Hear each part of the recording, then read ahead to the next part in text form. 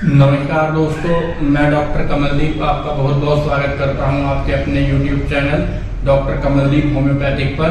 दोस्तों, आज हम बात करेंगे दानों वाली खुजली के बारे में। इस वीडियो में हम जानेंगे कि आखिर ये दानों वाली खुजली क्या होती है, ये क्यों होती है, इसके क्या क्या लक्षण होते हैं और कौन कौन सी मेडिसिन होम्योपैथिक में दानों वाली खुजली के लिए अवेलेबल है।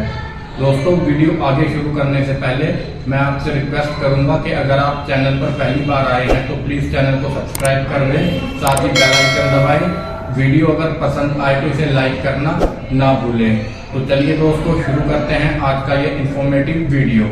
सबसे पहले दोस्तों, हम जानते हैं कि आखिर ये दानों वाली खुजली क्या होती है।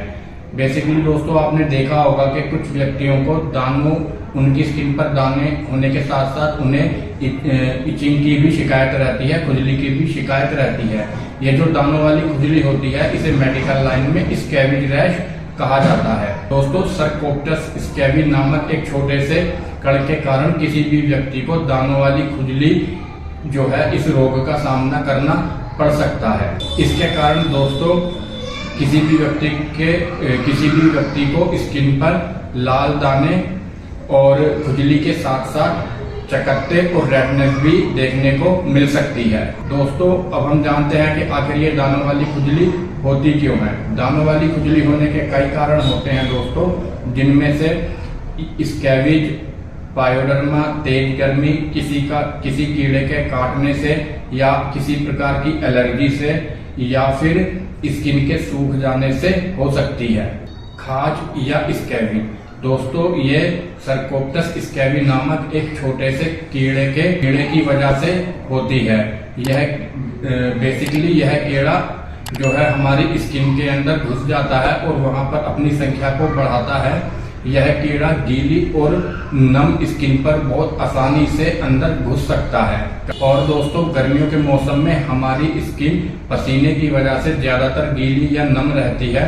यही वजह है कि जो है गर्मियों के मौसम में इस तरह की खुजली होने के चांसेस काफी ज्यादा बढ़ जाते हैं। यह बीमारी दोस्तों सीधे संपर्क में आने से, रोगी के कपड़े यूज करने से, रोगी का बिस्तर यूज करने से भी फैलती है। इस बीमारी को हम छूत अछूत की बीमारी भी कह सकते हैं। दोस्तों, ये बीमारी एक व्यक्ति से दूसरे व्यक्ति के शरीर में बहुत तेजी से फैलती है। ज्यादा नॉनवेज और स्पाइसी खाने की वजह से भी इस तरह की खुजली होने के चांसेस काफी ज्यादा बढ़ जाते हैं। दोस्तों, अब हम बात करते हैं सिम्टम के बारे में। दानों वाली खुजली में दोस्तों स्किन पर लाल, सफेद या पीले रंग के दाने उभर कर आते हैं। इन दानों में पानी भी भरा हो सकता है। यह पानी पतला भी हो सकता है और चिपचिपा भी हो सकता है। इसके अलावा भी दोस्तों दानों वाली खुजली के कुछ सिम्टम इस तरह से है। पहला सिम्टम है खुजली होना।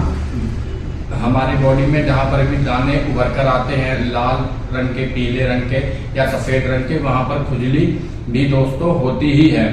दूसरा सिम्टम है इसका दर्द होना। हमारी बॉडी में जो इफेक्टेड एरिया है उस एरिया पर दर्द भी महसूस होता है। ये भी इसी बीमारी का एक सिम्टम है। तीसरा सिम्टम है दोस्तों इसका जलन। अफेक्टेड एरिया में हमारे बहुत ज्यादा जलन महसूस होती है, खास करके जब हम खुजा लेते हैं तो खुजाने के बाद और भी ज्यादा जलन महसूस होती है।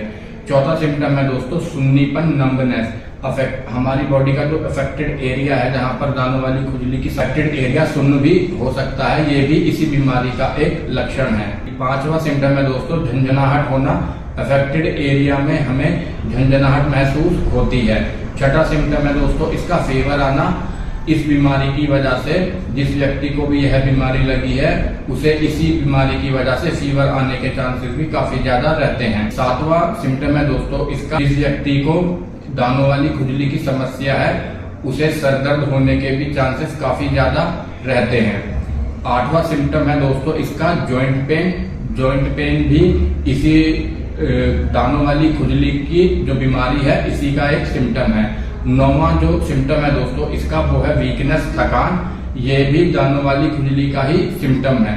दोस्तों, अब हम बढ़ते हैं मेडिसिन की तरफ, देखते हैं कि होम्योपैथिक में कौन कौन सी मेडिसिन अवेलेबल हैं। पहली मेडिसिन है दोस्तों हाइड्रोफ्लोरिक एसिड। ये 30 पोटेंशियल में लेनी है। दानों वाली खुजली के लिए ये सबसे बेस्ट मेडिसिन मानी जाती है। इसका बहुत ही असरदार जो है इसका रिजल्ट होता है और ये बहुत जल्दी जो है रोगी को आराम दिलाती है। इसकी जो डोज है वो दिन में 3 बार 5-5 बूंदे लेनी है डायरेक्ट टंग पर। इसे आप खाने से 15 से 20 मिनट पहले या खाने के 15 से 20 मिनट के बाद भी ले सकते हैं। दूसरी मेडिसिन है दोस्तों एंटीमोनियम क्रूड, ये भी 30 पोटेंशियल में लेनी है। इसका सिम्टम है दोस्तों, अगर आप कुछ भी स्पाइसी या नॉनवेज खाते हैं और उसके तुरंत बाद आपको इचिंग होने लगे तो ऐसे सिम्टम में एंटीमोनियम क्रूड 30 पोटेंशियल में लेना उचित रहता है। ये भी दिन में 3 बार 5-5 बूंदे डायरेक्ट टंग पर लेनी है।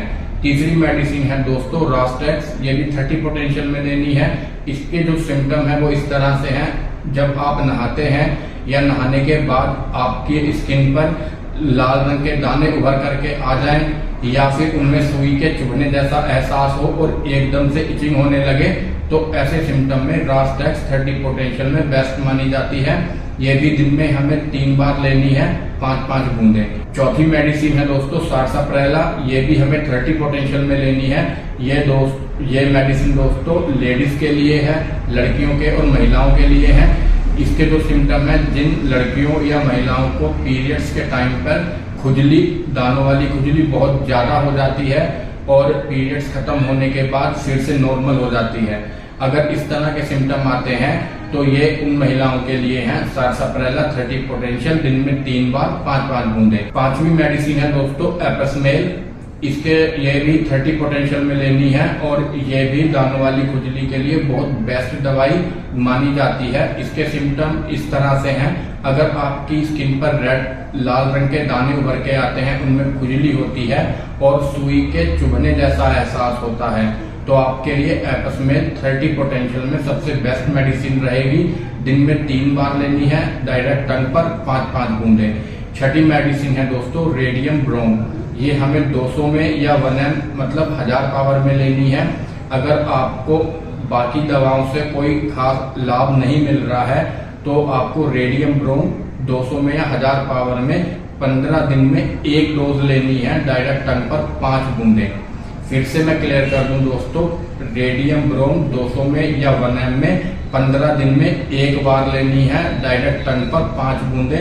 अगर आपको किसी मेडिसिन से लाभ नहीं मिल रहा है तो जो इसकी 7वीं मेडिसिन है दोस्तों वो है नेट्रम सल्फ। इसका भी कुछ इसी तरह से प्रॉपर्टीज हैं कि अगर आपको बाकी दवाइयों से लाभ नहीं हो रहा है, आराम नहीं हो रहा है, तो आप नेट्रम सल्फ 30 पोटेंशियल में 15 दिन में केवल 1 बार लेनी है डायरेक्ट टंग पर 5 बूंदे जो है, ये भी 15 दिन में 1 बार लेनी है।